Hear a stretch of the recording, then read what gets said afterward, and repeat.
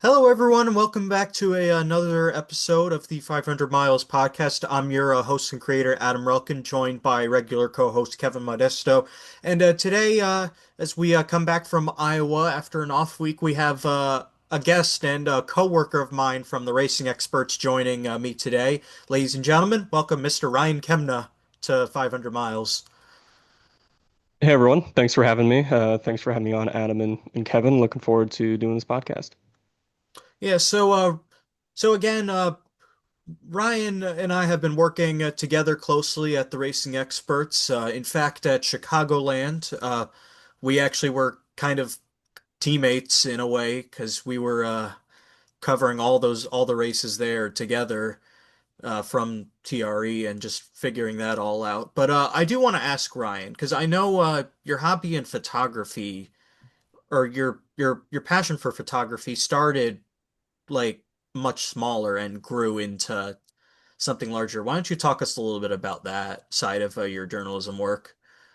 Yeah, sure. So I first took a camera to a racetrack in 2019 when I went to the Coke 600, was doing some of that stuff, and it was pretty cool. And then when 2020 came around, obviously you couldn't do that. So I really looked at different mediums to do photography, and saw other sports and was like, oh, this is really fun. I ended up getting an internship in 2021 with a sports sponsorship third-party company out of Bristol, Connecticut, and went to Road America, shot some of the cars and some of the billboard stuff around there. And I was like, wow, I really have an itch for this. So from 2022 to 2024, I went to pretty much every Midwest track I could go because I'm based in Minneapolis, Minnesota. And before that, in about, I think it was 2019 as well, is when I met one of the company co-owners, Jonathan Fjeld, and hit it off from there. And every year since 2022, I've asked, hey, let me jump on board, be so much fun. And 2025 finally got the nod. They needed help and blossomed into all this and blossomed into Adam and I working together for the first time in person at Chicagoland. Yeah, yeah, and so Ryan's been doing a lot of great work. You've been doing a lot of great work there. I joined there in April, I want to say this year, and they've and John and Dom, they've taken me in really well so far. But I do also want to ask about like how you actually ended up meeting Jonathan and also Dom. Like, how did that all happen? So Jonathan and I, we went to the same college as each other, and actually we ended up Really? working at a small local grocery store called Target. And Never heard of it. so we worked together, and I think in passing, during just lunch breaks or whatnot, talking about NASCAR, and eventually, because if you guys know who Jonathan is, very personable person, and so he just sparked up He's conversation, great. talked about our shared interests in the sport and what he was doing at the time and what I wanted to do. And that's how I got truly involved in motorsports was through him. And then I met Dominic in personally just last fall, but I met him via Zoom in 2024 when we were kind of talking about chatting about how 2025 looked. And yeah, those guys have been really close with those guys ever since, and great bunch of people to work for. Yeah, it really has been a great group to work with. I mean, I've enjoyed working with you, Ryan. I've enjoyed working with all of them. They're all good folk. And I think now would be a good time to let's get into some of the racing we saw this weekend at what is technically your home track in the Cup Series at Iowa Speedway, just one state south of Minnesota. So this weekend at Iowa, we had the Iowa Corn 350, which was in front of a sold-out crowd for the third consecutive year, which is very strong. Also, the 10th points race sellout of the year for the Cup Series, and we saw a pretty interesting race. I could talk a little bit about we can talk a little bit about the nitty-gritty in a bit, but I can definitely say this was a lot better to watch than Indianapolis, Yeah, without a definitely. doubt.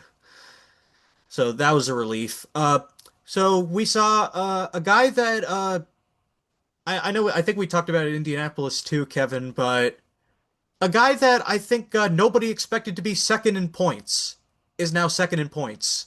And that is Ty Yeah, Gibbs, who what came home with the victory in the Field of Dreams and also in the middle of cornfields. and what improvement from Ty Gibbs. Like this time last year, he was not making the playoffs. He There was that whole thing with Dave Hart about a lot of dirty laundry came out about him, and he took it personally. He has 2 wins this year. Set It's Hamlin, Reddick, than Gibbs, right? For most wins. Does anyone have 3 this year? It is Reddick, Hamlin, then Gibbs would be I know tied for third I know a with couple guys have 2, but Corey Heim. Yeah, no, With Corey these Heim, two which actually. It's that funny. again, there being a tie with Corey Heim is something that none of us expected either. Like considering that Corey Heim is not even full time in Cup. But what did you observe from this weekend, Ryan? Because I know you've gone to Iowa, I think a few times now.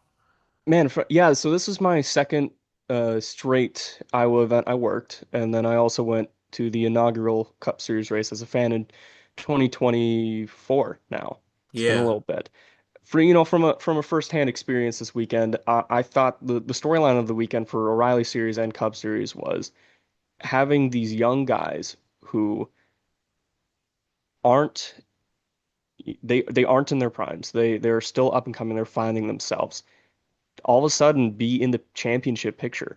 Carson Kvapil won 2 weekends ago for the first time in Indianapolis, backs it up with a nice win, finally gets on the good side of fortune after losing multiple races from overtime restarts or whatnot, where he's been running second and just can't finish first. He's now in second in the O'Reilly Series Championship. He jumped in the second 2 weekends ago in Indianapolis, and now he's cemented 25-ish points ahead of third. Ty Gibbs, oh my goodness, what a call by him and Tyler Allen, calling the commander's call in honor of Coach Gibbs for those two tires. They knew that tire wear wasn't that big of an issue.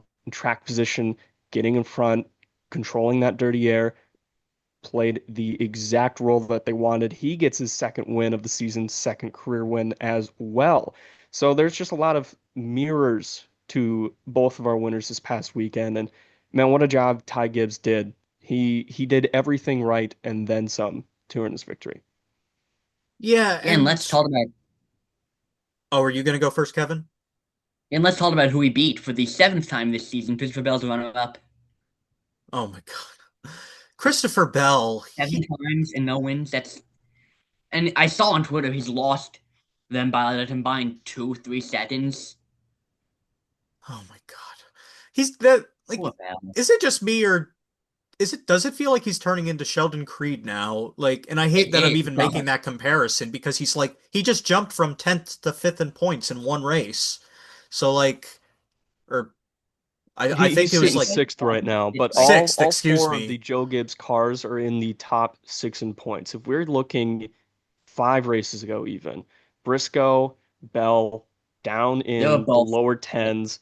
They on are Yeah. trouble. the story is when will these guys figure it out? I mean, Christopher Bell's been up front all season, but Chase Briscoe has been one of those drivers that started in a slump and couldn't really get out of it.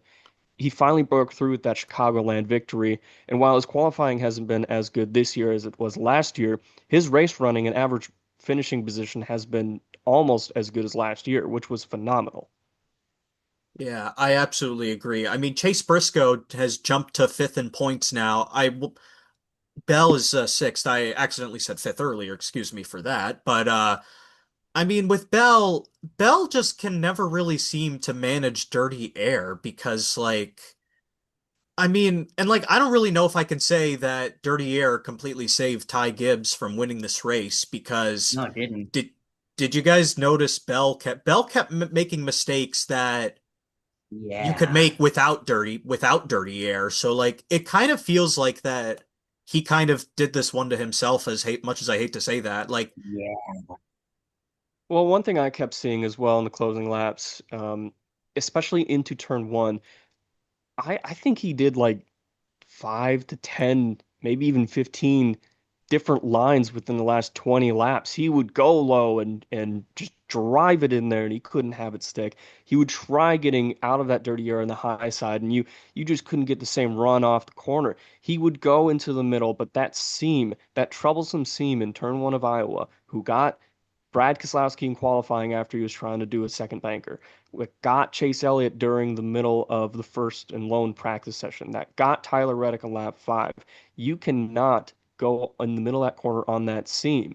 And it even almost tripped up eventual winner Ty Gibbs during the middle of the Yeah, race it when he and Ryan did. Blaney were racing each other fairly hard. Both of them had a moment the same corner, the same lap. And so, as much as I want to agree with you, Adam, that Christopher Earl did it to himself, there wasn't more he could do. The only thing more that he could have done is that if he and his crew took two tires. Yeah, that is true. The reason why I do also say that is considering that Bell was able to pass for the lead on completely normal circumstances on Ryan Blaney like 100 laps earlier. Like the circumstances were completely normal at that point. Like there was no lap traffic ahead, and this was on a long run. So that's why I do have that different take there on Bell because he was able to do that earlier. That's why I kind of feel like something went wrong here. Yeah, there's absolutely grounds for that. He was able to go around Ryan Blaney with seems like relative ease during that stretch run in the final stage, and he just didn't get that clean air to go around, and the lap traffic was there. And credit to Ty Gibbs, he managed that lap traffic as perfect as he could have. Yeah, absolutely. And Gibbs, I mean, I just still can't believe he's second place. Ryan Blaney has also he's also jumped Tyler Reddick in points as well. I mean, Um, he was both of our picks for the win, Kevin, going into this yeah. week. We thought he Like, was going to win. imagine telling us in May that Reddit would be fourth in points in August. I'm going to make a early prediction here. I think that Reddick is once we get to the chase, I don't think he finishes higher than top 5 in points now. I don't. He hasn't looked at a championship threat since May. I buy that. Man, yeah, Tyler Reddick and his summer slump. I mean, what more can you say that hasn't already been thought of or said? He um he needs to do something different. Maybe it's a routine thing, maybe it's something starting the week at a shop, or maybe it's as simple as, just having more confidence because hey, I've already won all these events earlier in the summer or earlier in the spring. Why can't we do this more? But yeah, Yeah. as of right now, he doesn't look like he's momentum wise in the championship hunt. He There's no physically is, momentum. but mentally it doesn't seem like he is. Yeah. The good news though for Reddick is that a lot of his better tracks are in the chase, like Yeah, Kansas like will be there. Kansas, He's Homestead also in the chase. yeah, Homestead. He's also good at Vegas, so like he does have those tracks that And a he could lot of intermediates in the chase this year. yeah, so he does have that to make up for. But regardless, he's still got to pick it up. Like regardless, I mean, because the next few races are not favorable to him because he's not the best on the short tracks. Like Richmond and New Hampshire. Like I don't really see those as tracks that Reddick is the best at. But and even then like he can't just go in saying, "Oh, it's just another race or two," because seeding is so important in the chase because Yeah, again, and look at that he's regular season okay, well, whatever NASCAR doesn't want me to say, I'll just say regular season champion seeding. They can just that's a big gap. So like that's why it's so yeah, important to win that regular season title in the chase. I want to and also talk about the Trackhouse guys because they had some great runs today. Not today, it's on Sunday. yesterday they were all Zilich and Chastain were really impressive. Zilich, I don't think ran a lap outside the top 15 on speed, and he's had no luck, and hasn't had much speed on the ovals this year. He needed to get his confidence back on a day like this. And Chastain was top 5 a lot of this race. Just Trackhouse needed this, but Shane was a non-factor today, That was yesterday, which surprising. That was surprised. surprising. I didn't. He wasn't. I didn't think he finished top 10, but I thought he'd finish top 20 at least. Then You he was got any just thoughts he was, on you got any he was thoughts on nowhere. you got any thoughts on Trackhouse, Ryan? Yeah, of course I do. Connor Zilic, what a weekend for him. Qualifying inside the top 10, ties his best career Cup Series finish of 11th on an oval. I really thought it could have been a top 10 day for them. He ran inside and just barely outside of top 10 for the entire race. And it really felt like Connor Zilic finally got comfortable in that 88 car this weekend. Ross Chastain, highest finishing Chevrolet of the weekend, outperformed Hendrick Motorsports, outperformed Spire Motorsports. And then right below him in eighth, AJ Allmendinger. Oh my goodness, no backing from Chevrolet, but yet he finishes Yes. ahead of every single Hendrick car. I mean, one ahead of William Byron. So it was a weekend for those non-A and B Chevrolet teams to perform. Shane was a little bit surprising to me as well. Wasn't that, didn't he lead laps at North Wilkesboro? Yeah, he Yes. did. He could have won a stage. Yeah, he was really well at North Wilkesboro, and my goodness, those stretch of races, even road courses to ovals, I just thought that he figured it out, and it seemed like it kind of scared the rest of the field. Like, oh my goodness, Shane Van Gisbergen finally figuring out ovals. This weekend brought him back down to earth a little bit. He Yeah. had Yeah, that spin, no way. which, funny enough, I was right there, right in front, and it just didn't seem like he was able to go into the corner as fast as some of the other guys. Like his handling was just a little bit off. Yeah, I can see it. And again, about AJ Allmendinger, like I've said this, I mean, so many people have said this so many times. He's one of the most underrated guys in the Cup Series. Also, shout out Josh Berry. I know at Indianapolis we talked Good about for him. after Indianapolis we talked about how this stretch of races, like Iowa, Iowa through New Hampshire, those three races are going to be like races where Barry needs to prove that he belongs in the Cup Series if he wants a ride. Like his best bet is getting that 10 at Colleague if he's going to be able to get anything. So like he needed another run like this to say, "Hey, I belong in the Cup Series." And he did it with a fourth place run. And I know there was also some brake issues throughout the race and weekend for the Gibbs cars, but I They gotta say went though, one two. Denny Hamlin still being able to finish in fifth despite the brakes being messed up is amazing. Just shows how Yeah, good of a driver he it's is his year. It's his year. at Yeah, age he 45. Yeah, yeah, all of those Toyotas made sweeping changes the morning of the race. Hamlin was complaining about the brake gremlins the entire session that he had with media after practice and qualifying on Saturday. So we didn't specifically know if it was the physical brake problem or a setup issue. Well, it turned out to be both because Hamlin replaced those brakes and all those setups were changed. And it was to the degree to where the 19, the 23, the 35, maybe a little bit more. I only saw those guys in the garage area was making those changes. And they didn't know prior going into the race if those changes were going to work. There was a real legitimate chance that Chase Briscoe were going to come down about 2 laps in the race, spend about 5 to 10 laps making an additional change, and that didn't happen. Now, there was a lot of complaints, especially by the 11 and the 19 teams. Briscoe, you saw in the first little bit of the first stage, he was slipping back.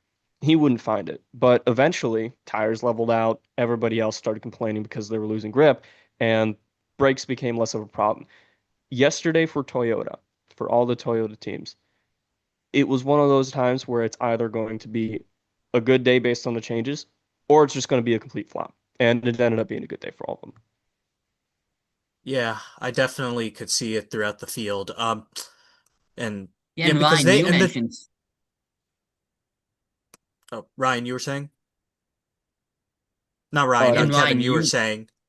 you mentioned Spire. Spire was surprisingly a non-factor. Spire finished 23rd a lap down, and that was their best finisher of the day. McDowell yeah, 25th, and Spire. Briscoe had a mechanical failure and finished like 31st.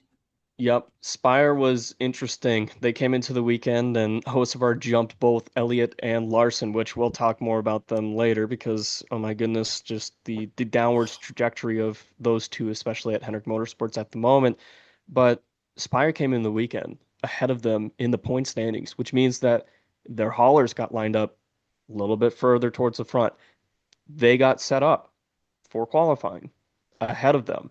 So it created an interesting dynamic because of their engine agreement with Hendrick Motorsports. And Carson Hocevar stated it fairly well during his media availability that as much as it is surprising, it fuels the fire even more because Mr. Hendrick wants to see teams that he's involved with succeed, whether it's his or a team that leases their engines. But that kind of came back to bite Hocevar. If It did. I would, the Yeah. the DNF gremlins that Hocevar had last year, I would say I think it was five mechanical DNFs by this point, Yeah. around that. In the regular season alone. Yep. And now this year, no mechanical problems, no DNFs. Surprising because he's the Hurricane himself. But when you're the eye of the Hurricane, I guess you have no issues. Yesterday, or when we're filming this yesterday, that engine did not sound good. Now, Carson No. came to Iowa Not with at the same all. setup as he did in 2025. In 2025, he was doing the exact same complaints to his crew of this thing's undrivable. Well, turns out yesterday it was undrivable because of that engine. Yeah, I definitely Yeah. noticed it throughout the race. There were some other notable guys that we saw throughout the race show speed, like Bubba Wallace. I mean, this was like the first time he had led like this many laps since Richmond last year, which I think that could. And he was one of the guys that had the best long run cars, like the Toyotas and the Fords. I thought had the best long run cars because they were passing people. I mean, I Yeah. know that while dirty air was probably still an issue, even with 750 horsepower, I did notice there was a lot more passing throughout the field, which is a good thing. I mean, the racing did seem better than last year. I mean, we didn't have someone running at like 50% throttle, aero blocking the mess out of someone behind them. Yeah. That was a lot better than last year. Yeah. Yeah, even from a in-person standpoint, maybe this is because I was also at Indianapolis in person. So the amount of passing throughout the field was refreshing. Now, fans might complain a little bit, oh, there wasn't that many passes for the lead. Well, that's just also innately how cup racing is at Iowa at the moment, is that you have not too many lanes to go. It's not like the early 2010s Iowa that we saw with the Nationwide Series. You have these singular lanes and maybe a half lane above and half lane below that you can go into. Yeah. Yeah, but it does seem like though that we did have a better racing product with the added horsepower, which but I imagine NASCAR will look into maybe some more aero changes. I mean, I know they did a test at North Wilkesboro in January, but I don't think they implemented any of the things from that.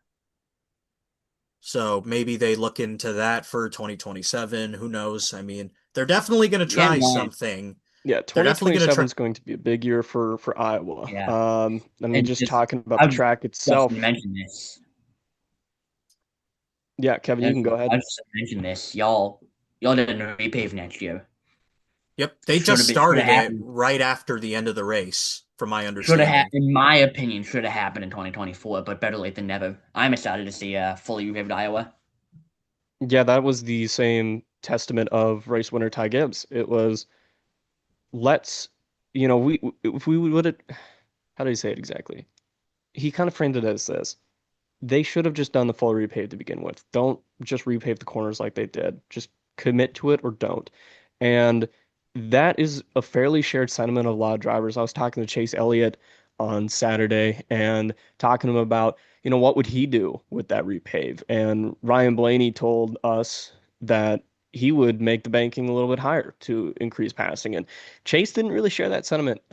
He's like, well, if you increase the banking, it's only going to work for a few years and then it's just going to go down to a singular lane. So he said that if he would repave it, he would definitely try to mimic the success and the worn downness of how like he was there last time in 2015 for a nationwide car. I also talked about with him how July 4th they're having the race here. How he thought. Yeah, Now That's a lot of odd. drivers, especially older ones, or have parents involved in the sport, there's one place. that they think July 4th weekend racing should be, and that's Daytona Beach. It is the night race. It is go hang out on the beach with your family. It's the week after of, hey, we can just take our time going back up north to Charlotte. But Iowa lands a huge opportunity with not only the repave, but with July 4th racing in the heart of the country. I absolutely agree. I just hope that they make that a night race, similar to how Chicagoland was a semi night race for the for 4th of July weekend. I hope they do the same. It would be very special for the Yeah, it'd be Heartlands. cool. Yeah, there were some other moments that before we move on to a little bit of O'Reilly that we noticed throughout the Cup race. I mean, there was one moment in particular involving Austin Hill, kind of causing a bit of a situation with Ricky Stenhouse. And I remember on the radio, Why would they fall wide for 25th? this happens too much of the time. Like, I don't understand why guys keep like going four wide for like 25th or 30th. It doesn't make sense to me. Like you're towards the back, you got to save your car up.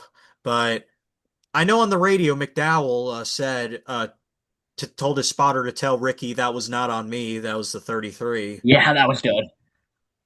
Yeah, and there was also a moment, and we can wrap up Iowa with Kyle Larson, but something's up with Kyle Larson.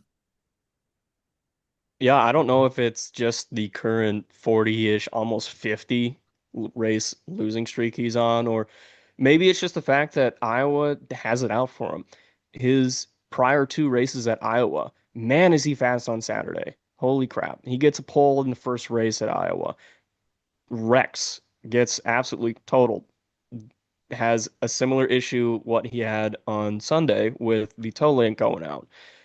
Last year, he's running decently well, gets contact again. Then this year has that issue where he's pushed up high by John Hunter Nemechek, and like you guys said, four wide does not work there, and he inadvertently gets his teammate involved in the mess as well, and just not great running on Sundays for him. So hopefully the repave works in his favor. But what did work in his favor as well is that he went back down to Knoxville after the race last night and he won the feature for Sunday night. So he did end up winning. He ended up doing something, Something. Kyle Larson-esque, but he just hasn't been Kyle Larson in the Cup Series this year. Yeah, he just is not. So we can move on a little bit to Iowa before we go to break. So again, Carson Kvapil, I mean, he is showing that he belongs in the O'Reilly series and he belongs in a Yeah. full-time JRM car the entire year. Yeah, I hope he that's it next year. Because he's second in points despite splitting time with DGM and a part-time JRM car. Well, that was apparently a fully JRM car just running under the owner points. I could be wrong. But still, You were right about that. it's incredibly impressive what Kvapil's done this year. Two Yeah. wins under those circumstances. Before I get into some of the results, I do want to talk about, though, something that's really been annoying me about the O'Reilly series. There's those races, there are way too many wreck fests in O'Reilly. Yeah. A I few years know ago we were talking everyone, about spots, but now it's a lot of the wreckfests. yeah, 12 cautions in a 250 lap Track race. record, I Like, believe. come on, guys. Yeah, tied the track record for the second division of NASCAR, and there that stretch during that third stage, That was and I rough. was sitting on the outside of one, and I had enough when Mason Maggio went around, and I guess Mason decided, oh, Ryan doesn't have enough tire tire wear on his arms, doesn't have enough rubber on his arms. So I said I was done, and I got back to the media center, still cautions, and um, when I was walking down the exit of one hill that is at Iowa, there's a pond outside there. And I Yeah. tell you what, there was something a little bit more interesting than what was happening on the track. Denny Hamlin was fishing, and I sent out a nice tweet of like, "Hey Denny, is this more entertaining? Are you catching anything?" And that's pretty much That's wraps up the great. O'Reilly race for me. Is that yes, it was cool that Kvapil took Ross Chastain on that first restart and was able to get the lead and hold This off and wasn't finally be on the a right side of great fortune. But race. man, it's just not a great look for the series for doing that. And Yeah. for the first half of the season for O'Reilly, they didn't It was get into clean. overtime finishes for a long time. I think it was their first overtime finish maybe 3 weeks ago, 4 weeks ago. But since then, Might it's be just right. been I feel this downhill. every week since. It's Atlanta was embarrassing. This wasn't great. we'll get to that a little later when we talk about some of the schedule changes at the end of Yeah, the show. But 100%. I do want to shout out How Raja about Ryan Caruth. Speed? I We want to went shout different out places. Raja We went different Caruth. places. But yeah, I'm really happy about Raja Caruth finishing second. Good for him. Yeah, he's needed this. He's going to get a win for sure at some point. William Sawalich, third. He actually now leapfrogs into the chase.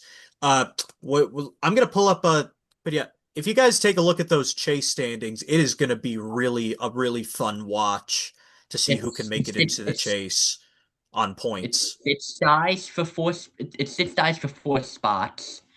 Red's Laugh is at a 45-point lead. He's all but in. Mayo plus 19. Fun fact: he's DNF'd three of the four super speedways this year. Ooh. Sawalich Cruz plus one. Taylor Gray, their teammate, minus one, and then Caruth minus 15. Who do we think makes it?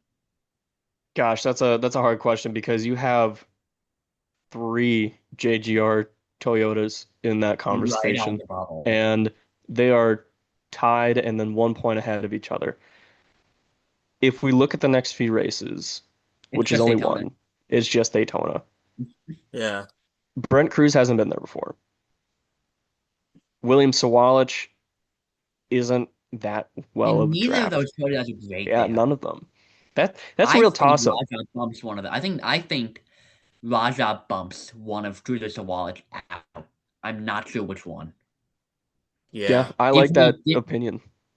give me Taruf in Sawalich out, and that's your chase.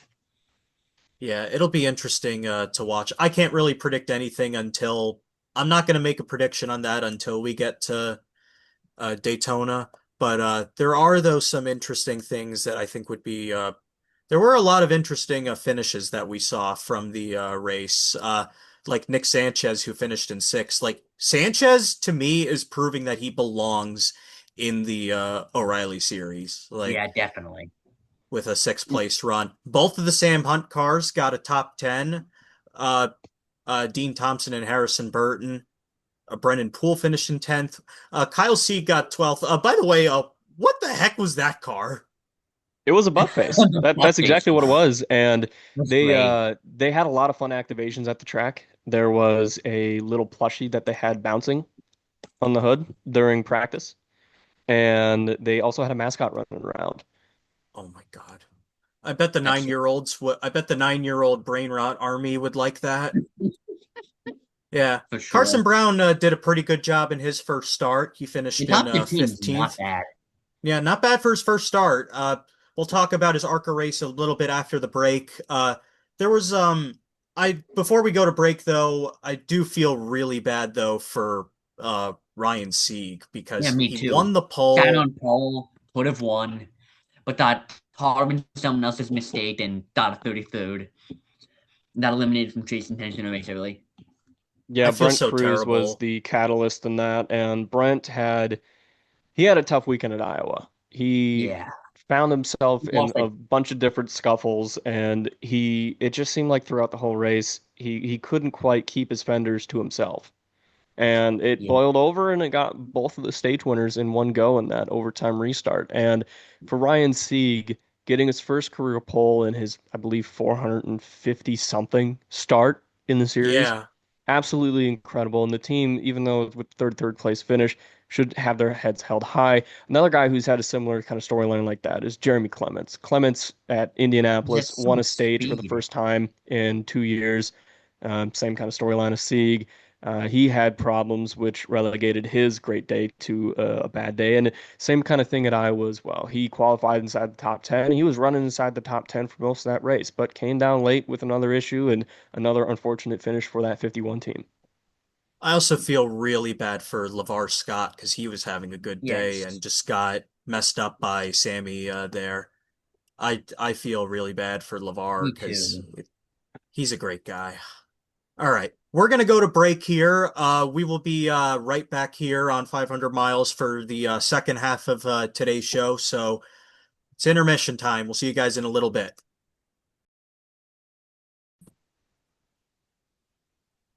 Welcome back to 500 miles after a probably 5-second intermission for those that are listening. So we're about to wrap up talking about the O'Reilly race. And Ryan, you had a few small thoughts about that, about William Sawalich and Taylor Gray. Yeah, what a up and down race that was for William Sawalich. His home event because he is a fellow Minnesotan from Eden Prairie. And at one point in the race, he was wrecked. He was in the back of the field. He had a lot of that race to go and not that much of a car to do it, but because of all those cautions, found himself in the top 10, kept working at it and finished third. So an impressive top three on a day that really didn't feel like it was a top three day. He and Taylor Gray both signed extensions in the last few weeks to stay in the O'Reilly Series for 2027. So that might impact how they race that Daytona race. Maybe they feel like they have the security and they can go for riskier moves. Maybe they feel like that they don't need to do it this year. But if you're in a Joe Gibbs race car and you have a playoff chance. Here I go again. Chase chance, you should take it. Another thing is those rookies did well. Those debutantes rather did really well this week. I thought that Carson Brown came in, did exactly what he was supposed to do, qualified inside the top 20 and finished top 20. And Derek Lemke surprised me as well. He qualified just with his teammate. He raced with his teammate. He finished one lap down, but didn't wreck the car. Came in, kept it clean.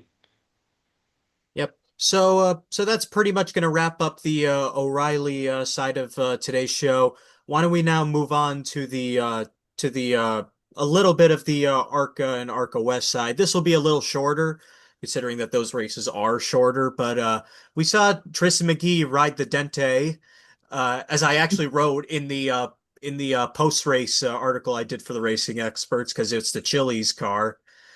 He rode the Dente to victory lane, and I think that I got that one right on the picks, right, Yeah, you Kevin? did. Well Yeah, done. you picked Carson Brown, I think. Yeah, I had Peter Carson Brown. Yeah, you picked Brown. So that Him so and that Little dominated. yeah. Oh, so that ended up actually being a an interesting race. I mean, we had a lot of a lot of domination from Pinnacle, but McKee did not lead all of it. Carson Brown actually did get up to the lead a few times, but Carson Brown, there's one issue that I really have that he really needs to work on. He is not good on restarts at all. Yeah. It was looking bad on the restarts, like really bad. So like he's got to work on that definitely. I mean, but again, he's young. He'll have time too. It's just that if he's going to be going full time in O'Reilly, like we've been hearing many times He's got to clean it up. recently, He's got to clean it up on the he needs to restarts. work. He needs to work on that. And were there any observations you had from the ARCA race, Ryan? Not too much. I think that Tristan McKee, even though he is what 16 years old, did a Good really news nice system. job showing more of his racing pedigree and how he will be a future O'Reilly Series driver shortly. So we'll see how his Maybe a hopefully top five illustrious next year. career progresses from there. He also retook the championship lead, so good for Yeah, he Tristan. did.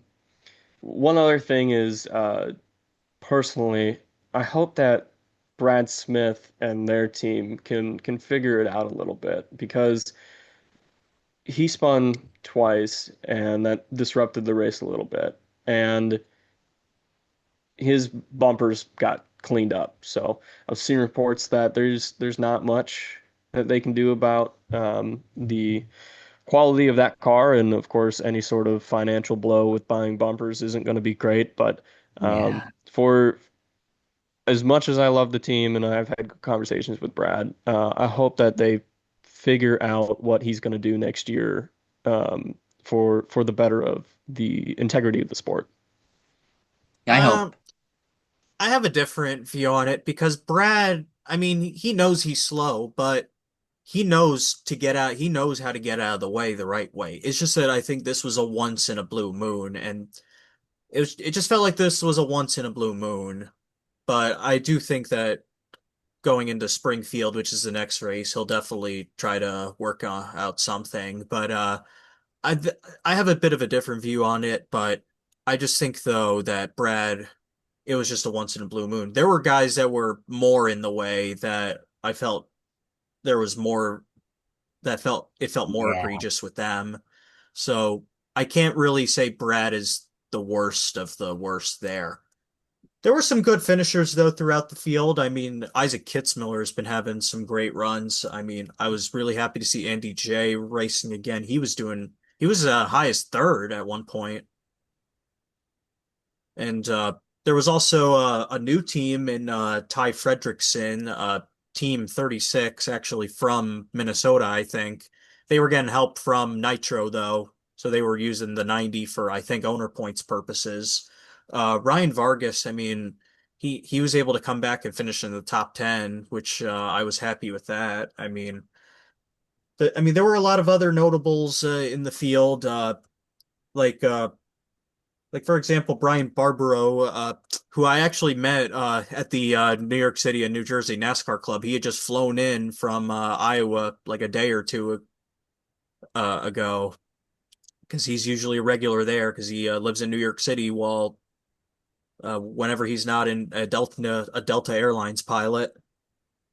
But yeah, there's a lot of great stories throughout there. I mean, there was, but yeah, I mean, with the whole deal with like Brad, I it's just that again, he'll figure it out because this is just a once in a blue moon. I do have one more note from the ARCA race that I do think needs to be brought up.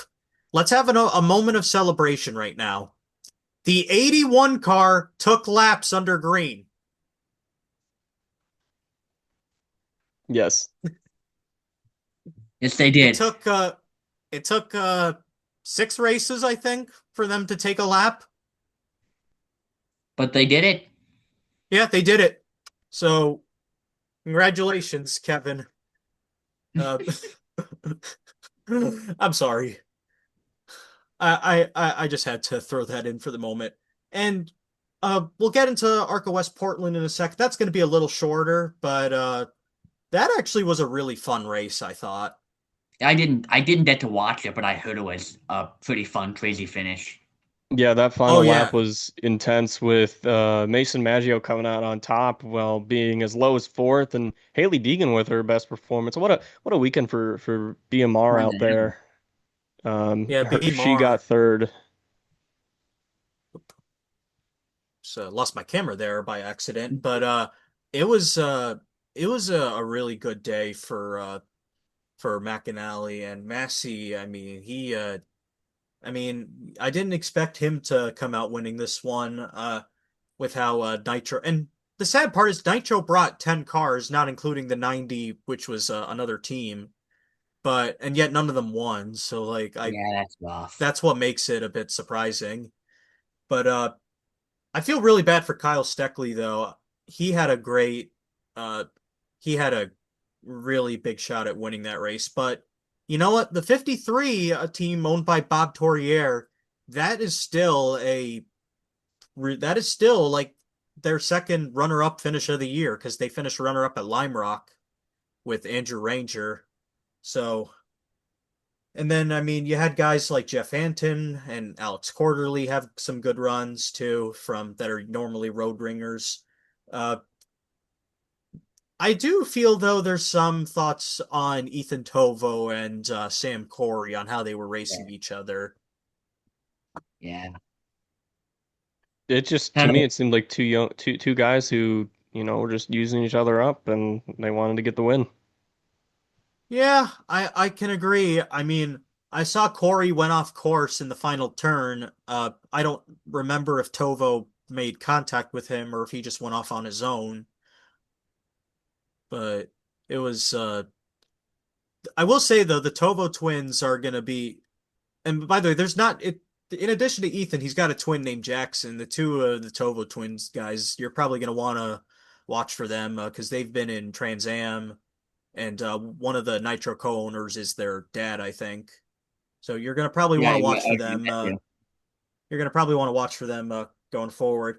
I do feel pretty bad for Ryan Vargas because uh, he was pulling the double like between I Iowa want and Portland in just a separate day. I felt really bad for him that he had some issues there at the yeah, me end too.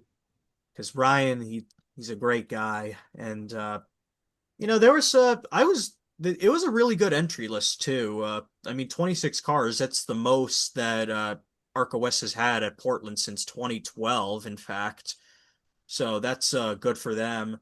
Uh I mean and it was also really nice to see the return of Kart Idaho just because they're a popular they were a really popular back marker in like the late 2010s, like in not just West but also in East.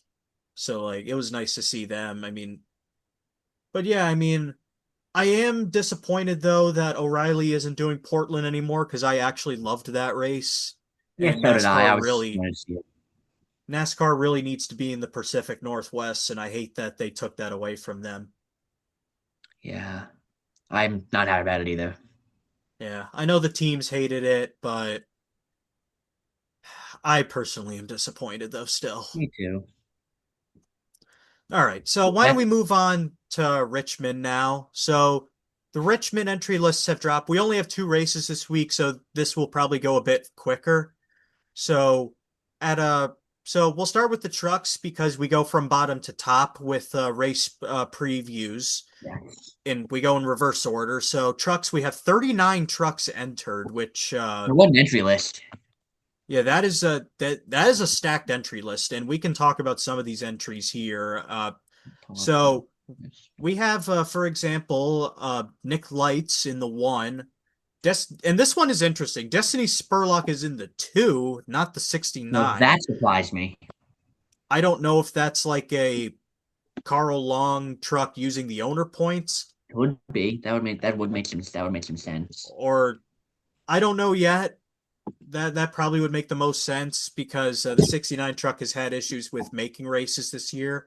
And And they you have remember the they've 500 DNQ'd a miles lot. racing team has more points than the the 166 does this year. Oh yeah, They have, because they have the negative six 14 points. That's brutal. yeah. And so but what is interesting though is that this was supposed to be a race that Luke Baldwin was supposed to run in the two. So I don't know what happened with that. I don't know if Luke is running something else this week in like late models or something I'm not familiar That's with. probably what it is. But I am We have, excited though for Connor Hall in the four truck. I'm glad he's getting another shot. and he finished top 10 here last year, right? I think so. Unless maybe that was the year Yeah. before. Yeah, I We also know. have Corey. Something we started doing this week was win pits. I'm gonna div mine right now. Toyheim in the 5. You're gonna go Corey Heim. Yes.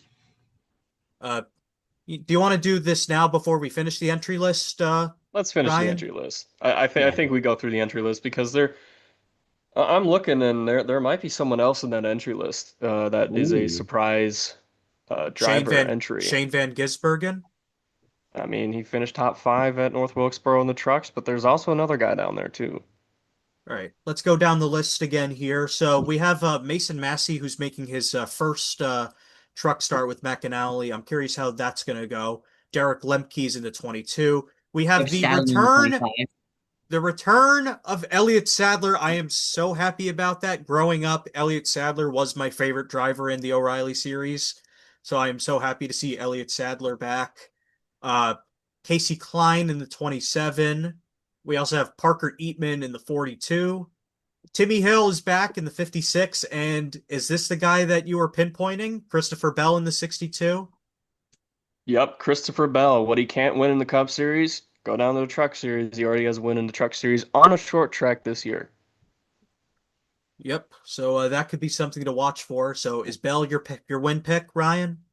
You know, I don't know for sure. Lane Riggs has been phenomenal. Chandler Smith has been almost as dominant. Caden Honeycutt, holy crap, doing well. I mean, that's his bread and butter, short tracks, and Christopher Bell coming in doing well. Shane Van Gisbergen coming in also doing well. You've got, so you just got all those guys, and it's hard for me to really pick one person because Corey Haim's in the field. Yeah. Well, So I'm going to say Caden Honeycutt gets his second career victory, and he finally gets that short track win that he feels like he should have already had. and by the way, Honeycutt just announced that he and his wife are expecting their first child, so congratulations to them Congratulations to as them. well. And Congrats to the Congratulations. Honeycutts. we also have a very big debut in the trucks. Tristan McGee in the 77 this week. I am Yeah, I'm excited for that. intrigued to see how that goes. Yep, I'm And excited for that. a couple of smaller teams, Justin Towler in the 90, Caleb Costner in the 93, round out the non-full-time entries for this Yep, race. yeah, Caleb Costner has also got another notable sponsor on the hood, Auto Owners Insurance, which many know used to sponsor Martin Truex Jr. in the Cup Series. That's a good So, sponsor. Good for Caleb. yeah, but I'm really glad to have the trucks back again. I Me mean, too. I'm sorry to all the people that glaze the O'Reilly series, but in my opinion, the truck series is my favorite series. I am sorry to the O'Reilly This year's been lovers. great. I'm an The O'Reilly truck lover, and I've series, really enjoyed trucks this year. yeah, the truck Y- series is the best series in my opinion. Besides the domination that Lane Riggs had at IRP, yeah, it's been really good. Yeah. I'm gonna make my win pick. This one might surprise some people, but it may also not surprise some people.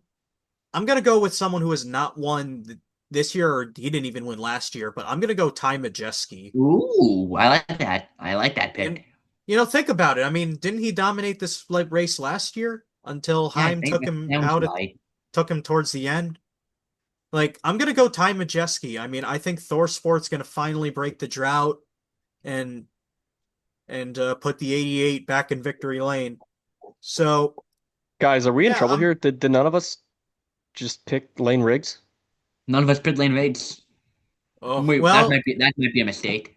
well, I don't know. I mean, he may not win. Who knows? Because again, Corey Haim's in the field. Yeah, But I've noticed though that Lane Riggs has really become the Corey Haim of the series. yeah, he's been dominant this year. All right, and next we have Cup. Moving to top, Uh, the only non-full-time entry is going to be Josh Bellitti in the 66. I believe making his third or fourth start of the season. Something like that. I'm not sure. He's the only full-time. He's the only non-full-time team in the series this week. So from the crowd's standpoint, I know last year Richmond sold out for the first time since the late 2000s, from my understanding. I believe ticket sales could be trending. If you go to Ticketmaster's website or go to the Track's website, which will take you to where you can buy tickets, you'll see what seats are left. I think Richmond, I could be wrong, is on track to sell out again for a That'd second be year in a awesome if we row, have another sellout. because that would be the 11th of the year. If the current trend is going where it's going, we're gonna have the most sellouts in the post-COVID NASCAR era Yeah, that's amazing. I'm this very year. happy to hear that. If that trend keeps going in that direction. Yeah. So So there also is an interesting sponsor on SVG. Apparently, it's a rebranding of Safety Culture, which I didn't know Safety Culture renamed themselves. that's interesting. I didn't check the entry list yet, so let me take a look at that. Yeah. All right. Do we want to make some win picks now for Richmond? Yes, I will go first. I'm between two drivers right now, and it's very fitting which two I'm between because of how one of them won a race a couple years ago. I think I'm gonna take Austin Dillon to pull off the hat trick. Do it I, again. I was between Dillon and Logano. Mm, You know what? I could see it. Austin actually ran really good at Iowa last week. He on a top 10, ran top 10 the Could whole he race. yeah, could he be warming up for Richmond again? I'm taking Dillon. wow. I mean, Austin Dillon, over the last few years, it seems like he and that number three team just come out of hibernation in In August. Call him August. August Austin. But I don't think Dylan has enough in the three-peat. I think that after the shenanigans of the first win at Richmond that he had in 24, and then last year where he ran really well in 25, and the drama that's occurred between then and now, I'm going to take Joey. You let Joey on the table. I think Ooh. that his performance at North Wilkesboro spoke volumes. He had a top five car at Iowa before the pit road problems. I think Joey comes into form right before the chase, and don't count out Hamlin as well. Yeah, do not count out Denny Hamlin. I mean, it's his home. I mean, Richmond is his home track. You definitely can't count him out. I'm thinking between either two drivers, and I'm thinking Toyota goes back to back actually, or Ooh. on the short tracks these 2 weeks. I'm deciding between either Christopher Bell or Bubba Wallace. Ooh. Remember, Bubba ran really good here last year, This and considering Bubba could have won this, and Bubba could have won. Could have won this race last year, could have won yeah, Iowa. so I'm putting him on a watch list to potentially You score a taking win. him? But I am also thinking about Christopher Bell with how good he was at a track that is similar to Richmond last week at Iowa. So I'm gonna go with Christopher Bell. I think that the streak of seven second place Runner up. finishes is gonna be broken. Silver Bell will I be think no more. Yep, I think I think that curse will be broken, and I think that Christopher Bell will win at Richmond. He's won at Richmond before in O'Reilly. Has he ever won there in Cup? I don't I remember if he don't has. think he had. I don't think so. But Richmond, I think it's going to be a good race. I mean, I know as much as everyone says the next gen struggles on short tracks, which it does from time to Yeah, time. It Richmond's has never. Richmond's not a bad race. Richmond has actually I'd argue it's gotten better with the next gen compared to the Gen 6. Like, do you see that in any way, Ryan? I don't know. I'm trying to remember all these solo race dates for Richmond. I mean, the only thing really coming out to me is that, Austin Dillon's really dominated the last few years. I remember Bowman getting his victory over Denny before the switch to the current generation of cars. And I only had one season of the Gen 6 in 2021. That's my first season, so I don't know a ton about Gen 6 Richmond. Yeah, Gen 6 Richmond, It I wasn't mean, very good. 2018 NASCAR wasn't, Yeah, or that was Cup what I Series in said. 2018 wasn't terribly great. But before that, in the Gen 6 car, I feel like we had some fairly classic Richmond races. There were a few. There were a few, but I feel like that with the next gen, Richmond has probably been the best short track. And but even then, like the others are getting up there. I mean, Bristol is getting good Bristol was pretty again. good this year. Iowa wasn't terrible. Yeah, Iowa got better with 750. North Wilkesboro was a pretty good race with the 750. Dover improved a lot. So like we're starting to make ground on making on the short tracks being serviceable, which is great, I think. And I think Richmond's going to continue that trend this week because Richmond they've been doing the 670 horsepower the past few years, but now they're finally going to do 750. So you can only I'm so I excited to think see it's going to that. get even I think it's going to get even better. All right. So we have a few more topics we could probably discuss before we go. There are a few schedule announcements that have come out. Uh, I know the main ones are over Bristol. Night race is going to be going to August Yeah, I'm excited to next see that year. again. Yeah, I might I might I might want to go to that. Like I might genuinely want to go to the night race. You want to Like go? that's been a bucket list.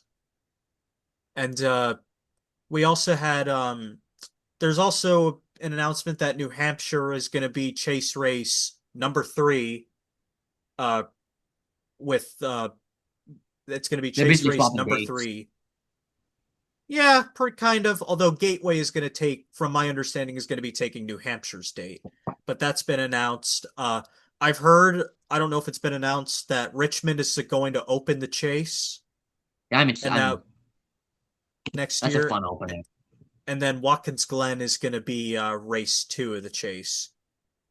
They did also just announce Las Vegas's dates, and No flood I race this year. And yeah, that surprised me, but I still am That's not a fan if there being two races at Las Vegas. This track does not need two races. yeah.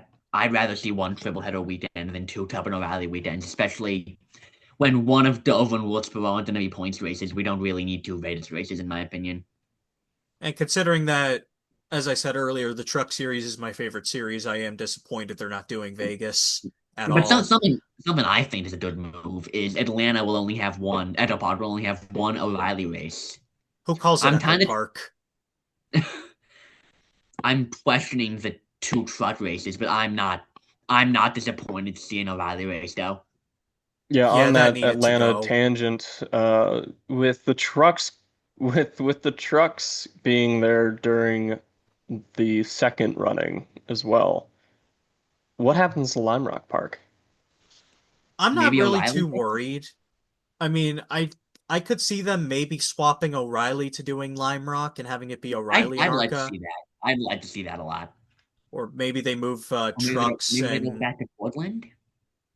no, I don't think they go back to Portland. I think they could also just move the weekend to another date, but I don't have any worry about Lime Rock because they had a big crowd there again this year. I think like over 25,000 showed up for a truck race, like which that's pretty Impressive. big for a truck race itself. So we'll see what ends up happening. I think that trying to think. I don't think Lime Rock's gonna go. I think it would be a big mistake for it to go, considering that I thought that the racing this year was much better. Yeah, this But it was a fun weekend this year. yeah, so I'm not really too worried. So and I in some of my other notes here, for regarding the schedule, I mean, we already touched on Iowa going to the 4th of July. We touched on the first three chase races, Atlanta's changes, Bristol in August. We have not touched on the fact that the trucks might be going to Bowman Gray next year. That's a new Oh rumor. no, I don't know if I'd like that. I don't know if they can fit a full truck Basically, field on they have there to. of even 32.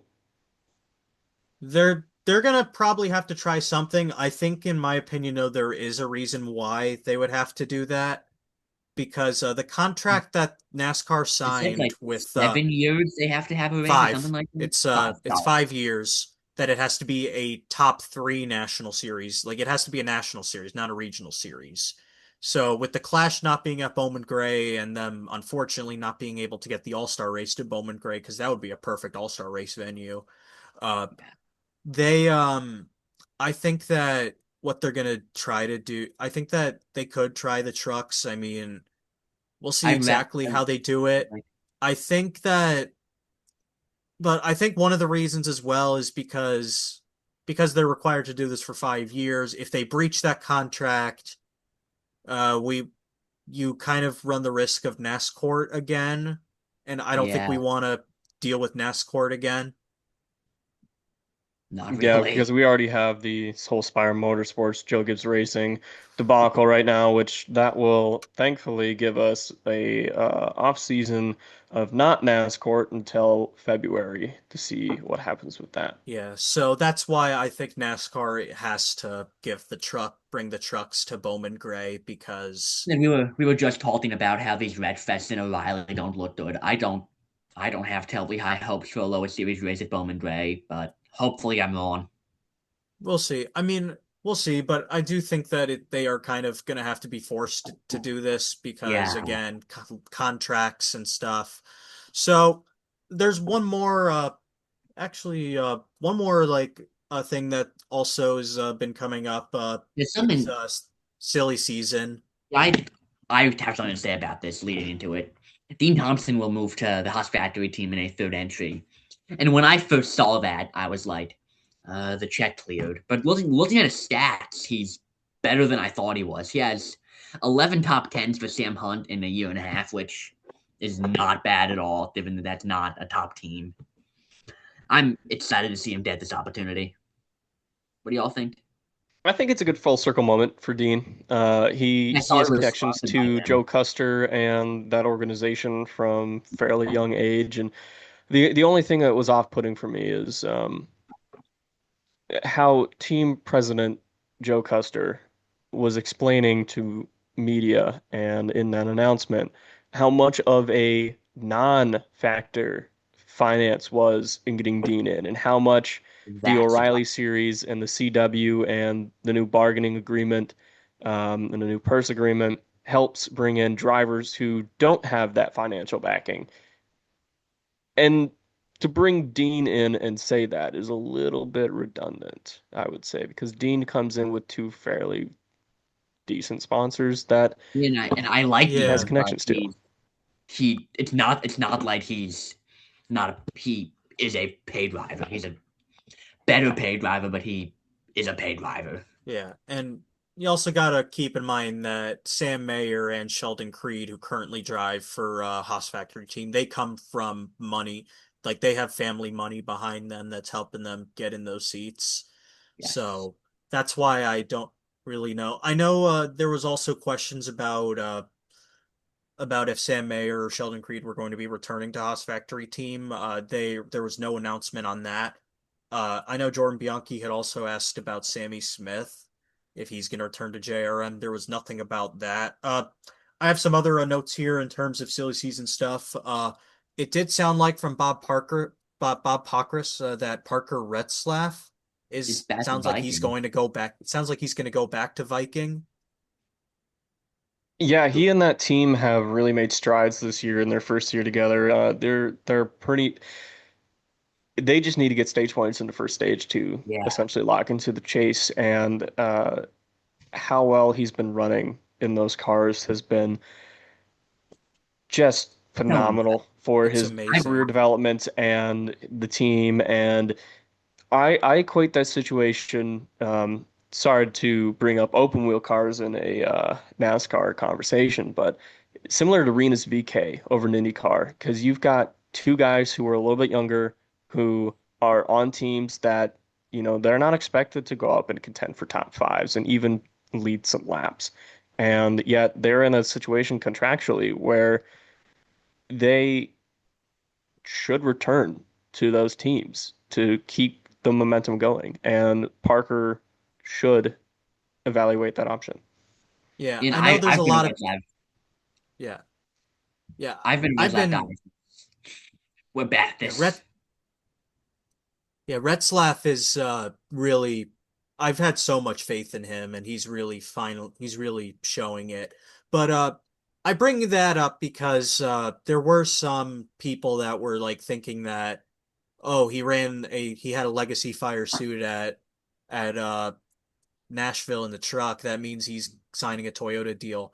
It could mean that, but at the same time, it may have zero impact on his Viking deal. And while there are a lot of people also saying, well, he deserves to be in a top team, I don't think he needs a top team right now. Viking is like the best non-top team right now. I don't think he needs, and they could get up to that point of being a top team. Yeah, I'd love to see that. I'd love to see Red Lab. I've been a Red Lab guy since 2022, so I'd love to see him get a win with this Yeah. bunch.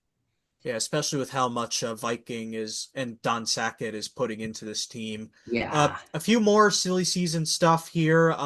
There's some truck rumors that Bob Pockrass mentioned. He mentioned that Lane Riggs apparently is likely to stay in trucks for another year, I'm which disappointed about that. He's I been having feel like such a good year. I just hope this doesn't end up like Corey Heim, where he ends up having to wait out too long. And it might just Same. be there's no avenue really to the top flight of the sport until 2028. I mean, there's a lot of guys who, while there are some seats going to be available next year, a lot of these contracts go out till 2028, which we'll see a Yeah. fairly large shakeup and a driver with the capabilities and the pedigree of Lane Riggs at the moment. Just no. If you think about moving up to the O'Reilly series, there isn't much better There's to do no in the O'Reilly Fords series. there. There's no Fords at all, unless front row opens Yeah, an O'Reilly team, but I don't see them doing that. no, that would not happen. But I mean, and I think that this just is a result of Gregson staying for another year. If Gregson continues to struggle next year, I would say Lane probably will take over the 4 car after that, but we'll see. I know also I saw a post from someone from some company that apparently um, Parker Eatman might be going full time in trucks next year. Yeah, I'd like to see that. He's been solid in his limited starts. And also Landon And Lewis also, is going yeah, full Landon time. Lewis, I've heard that I'd as love well to see from that. Cochras. I'd love to Yeah, see that. it's I mean, sounding Landon's driver coach Ron Hornaday Jr., not the name drop for him, but for that connection and how well he's done at various racetracks in the Truck Series this year, definitely has earned that full-time truck ride if that gets announced soon. Yep. And there are 2 more here that Bob mentioned in his article. Corey Day could still go to Cup even if he doesn't end up in the 48 in 2028. Like Spire could be a Maybe landing for 71 him, replacing if McDowell retires early, maybe the 71 makes sense. maybe. And then there's also they also mentioned Honeycutt could potentially be in contention for a Cup ride, which like come 2028, like What a story that is. Bob hinted legacy potentially by that point. That Honeycutt was driving for G2G 5 years Glory to ago. Now he's God. and now he's going for a Cup ride. I'd love to see him in a Cup ride. Yeah. So before we end this episode, I do actually have one more kind of big thing that the ARCA series just announced today. They are going back on main Fox for Salem. That is so I'm big for excited for them. that. That's massive for those The It's only always good to down get more eyes on the series. the only downside though is that that race does clash with the O'Reilly race at Gateway. That's But same. but at the same time though, the lead in into that race is a Big 12 game, Arizona versus someone else I can't remember. But Yeah, that's good. That's great for ARCA. that's gonna be big for those guys there. So that's gonna do it for this week. You guys will see a another pit stop or two this week. There's one that I think a lot of people will like that'll be dropping on Wednesday. So without a further ado, I'm your host Adam Relkin, Kevin Modesto with me, and thank you Ryan as well for joining us. Yeah, thank you guys for having me on, and this has been fun. All right, Our so we'll see pleasure. you guys all. We'll see you guys all in the next episode, and hope you guys all had a good time listening or watching. See you all soon. So long.